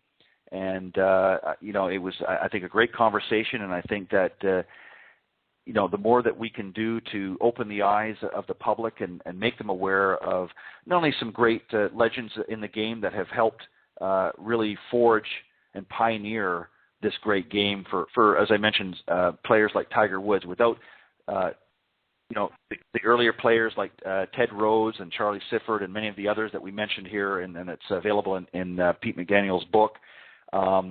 Players like Tiger Woods would have not had the opportunity. We wouldn't have been able to enjoy and watch him play over these last many years, and we'll continue to watch him play. And I hope that the game will continue to grow enough that we will get many others like Tiger, and obviously some great African American women will step up and play more golf as well. So we're going to do what we can here on the program, and I want to thank all of you for tuning in. Don't forget, in a couple of weeks, on March 6th, we'll be starting a new segment, Coach's Corner.